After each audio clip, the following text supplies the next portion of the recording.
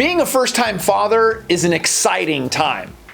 All this father stuff is new. You may not even know what you're getting yourself into. But I can tell you the experience of being a father is like nothing else. The feeling you have when you hold your child for the first time it's so special.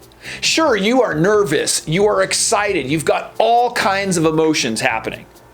What you also have is a new chapter in your life. You are walking through a one-way door, and hopefully you are walking through that door with a smile on your face. In this video, we are going over first-time father advice. I'm gonna share with you 9 things that you're gonna wanna make sure you do as a first-time father.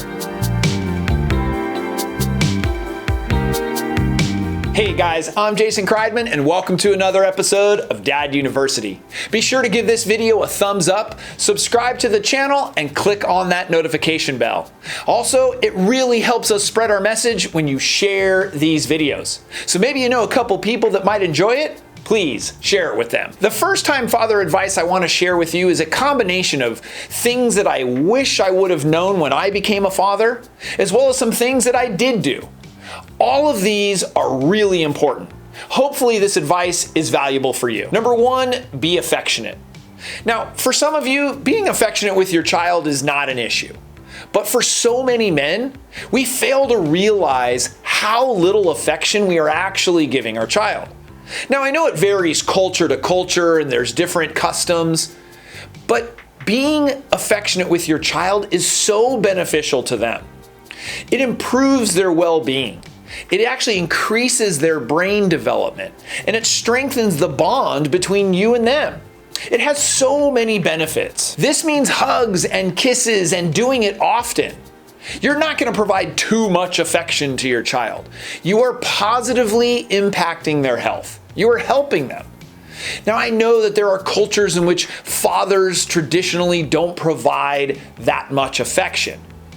But I beg you to challenge those stereotypes and those traditions of the past and provide that necessary affection to your child. Number 2, express gratitude. When your baby is crying and keeping you up in the middle of the night, a great way to keep your sanity is to express gratitude. As a first-time father, you want to be thankful for that baby, a healthy baby. Talk to yourself over and over again about how grateful you are.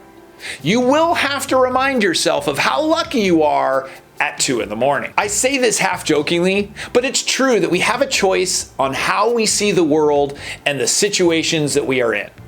We could get really upset at the fact that we haven't had a good night's sleep in a couple of days, or we can be grateful for the fact that we get to spend time with this baby and that we have this new child. That choice is yours. It's important for first-time fathers to express gratitude towards their partners as well. Simply say, hey, thank you. You know, I know you've put so much time and effort towards this baby, and I just wanted to say thank you. When you fill your mind with gratitude, there's just not room for negative stuff. You know, I've always believed that gratitude is the antidote for depression. So when you fill your brain and you fill your thoughts with gratitude, like I said, there's just not enough room for the negative thoughts. Number 3, spend one-on-one time. Family time is great when you're a first-time father, but my advice is to spend that one-on-one time together. I remember when my son was first born, I was working long hours, and so my time with him was fairly limited. And the truth, I was kind of uncomfortable being left alone with him because I had never been around babies before. This was my own son, and I had no idea what I was doing. Whether it was changing diapers, bath time, or just my wife leaving the house for stretches at a time, I got comfortable with being one-on-one with my son. And so I began to really have a chance to bond with him and spend that one-on-one time together. I'm pretty sure that my wife would just leave the house just so that I would spend the one-on-one time together. But it worked. I really got a chance to enjoy it. For many first-time fathers, you may already have a good amount of one-on-one time. And if you do, that's awesome. But if you don't, you're going to want to do it. It's going to benefit you And your partner will probably appreciate it. Number 4, be empathetic towards your partner. If you watch this channel regularly, you know that I add empathy to almost every video. And I do that because it is so important and valuable. And as a first-time father, you're going through all kinds of stuff. Your emotions, you've got increased obligations and responsibilities, and everything else. Sometimes it's hard to remember that your partner is also going through their own stuff. Being empathetic means that you put yourself in the other person's shoes and you're looking at a situation from their perspective and feeling it. So put yourself in the place of your partner. And if they're having a difficult time or maybe struggling with something, simply just say, I can see that that's really difficult and I can imagine that that's overwhelming. Being empathetic towards your partner lets them know that you are listening and that you're there for them. You don't have to solve every one of their problems. Just let them know that you understand what they are feeling and going through. It is so powerful in relationships when we can be empathetic. Oftentimes, we just want to be heard. We just want to be listened to. And so you can do that for your partner. Number 5, don't take things personally. Your baby is going to cry. You're going to pick up your baby and your baby will cry. You're going to be giving your baby a bath and your baby will cry. And then there's going to be some time, or many times, where your baby's going to cry and wants mom. And mom stops the baby from crying. We fathers do have a tendency to take things personally. Maybe if mom does spend more time with the baby, then maybe the baby does prefer mom. But that will change as you spend more time with your child. But you can't take it personally. Your baby is not out to get you.